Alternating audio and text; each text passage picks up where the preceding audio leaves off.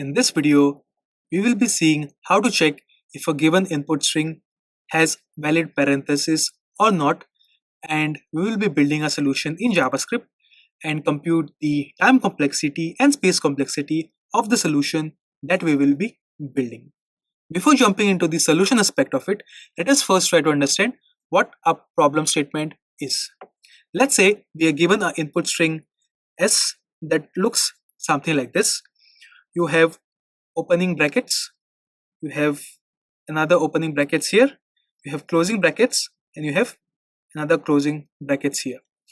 We have to check whether this input is a valid parenthesis string or not.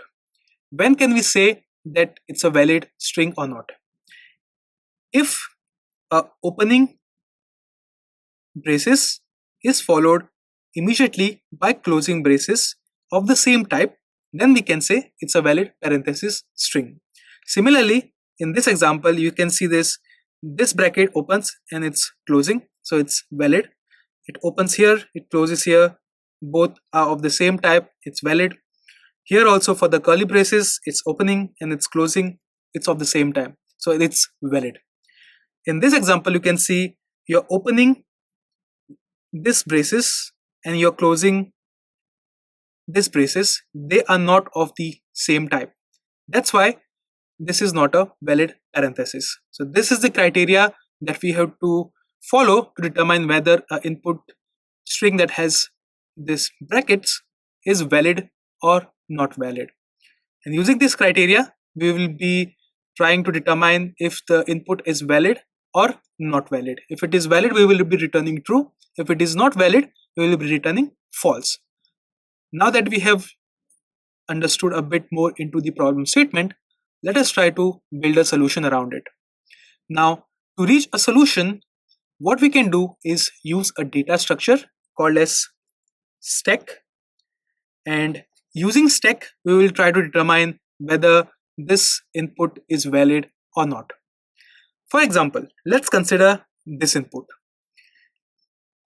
What we will do is we will traverse through the entire input that we have received, and one by one keep putting elements in the stack and then do a few checks. Let's start with this at the starting index of the string that we have, and we will put this in the stack. So right now we put the element at the top of the stack. Then after we put it at the top of the stack, what we will do is move forward in the iteration. But there's a catch here. We only put it in the stack if it's any type of opening bracket. So it's either this opening, or it's this opening, or it's this opening. So it has to be an opening bracket. Only then you put it in the stack. Otherwise you don't put it in the stack. So we saw this is an opening bracket, so we decided let's put it in the stack. Then we move forward to the next element which we have here. Now this one is a closing bracket. When you have a closing bracket, you are not going to be putting it at the top of the stack, but what we will now do is compare this with the top of our stack, which is this one right now. And we will say that if the top is a opening bracket, which is this one, the element that you have has to be the closing bracket of the same type. So if you have this opening, then the closing has to be in this format. Only then you can say that this is valid. Then we will pop the stack,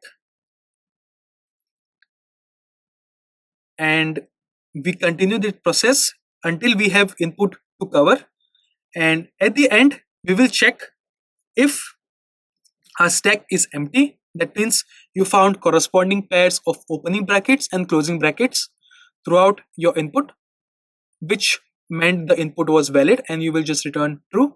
If the stack is not empty, then we will return that this is not a valid parenthesis use case.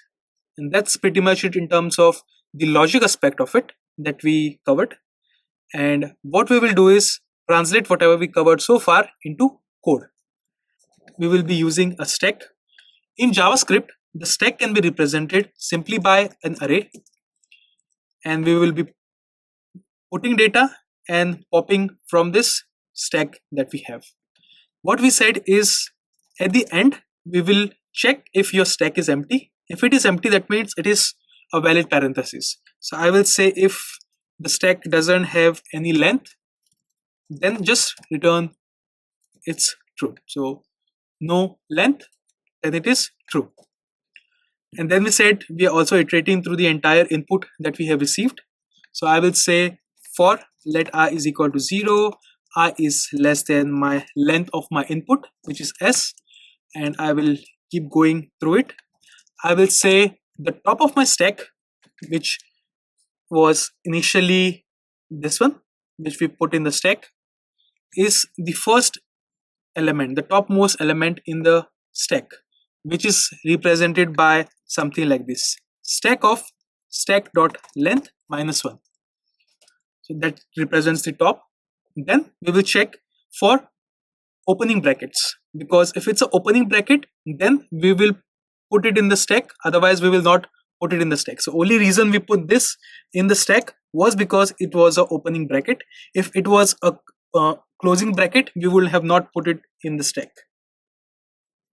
And then what we will do is we will check that if the input that you have received is a opening bracket. So opening bracket can be of 3 types. It can be in this format, or it can be in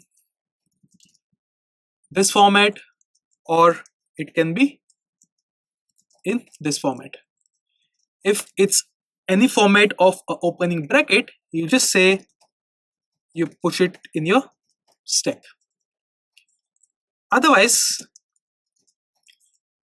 we will check if the bracket, which is now any type of closing bracket, has a corresponding similar opening bracket at the top of your stack, which is going to be represented as something like this. If top of your stack is a opening bracket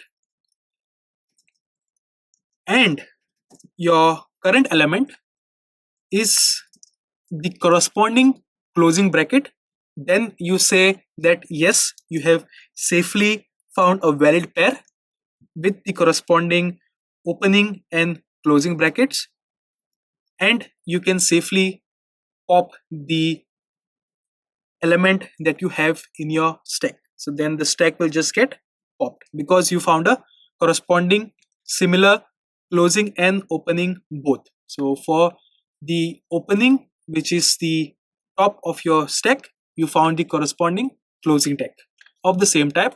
Then you can say just stack dot pop. Otherwise, it's not a valid use case and you just return false. Now, in this scenario, we just covered for one type of bracket. Let's just replicate the same thing for all the types of brackets that we can have. So we will just have this, and we will say it can be of this format, opening and closing, or it can be of this format, opening and closing. So these are the 3 formats that we can have. In all those formats, if you get corresponding pairs, you just pop the stack, so the stack becomes empty. And then at the end, if the stack is empty, that means all is good, it is valid parenthesis, and then you just return. And that's pretty much it in terms of implementation that is there. Now, in terms of the complexities involved, the time complexity of this solution is going to be big of n. Reason being that we iterate through the entire length of your input string that you have received to try to determine whether it forms a valid parenthesis pair or not. That's why it's big of n. And in terms of space complexity, that is also going to be big of n. Reason being that all the elements we iterate, and in worst case we can be putting n elements into stack because we are pushing data in the stack and then we keep on popping. So worst case it can be n. That's why the time complexity and space complexity both are big of n. And that's pretty much it. Thank you for watching. Please like and subscribe.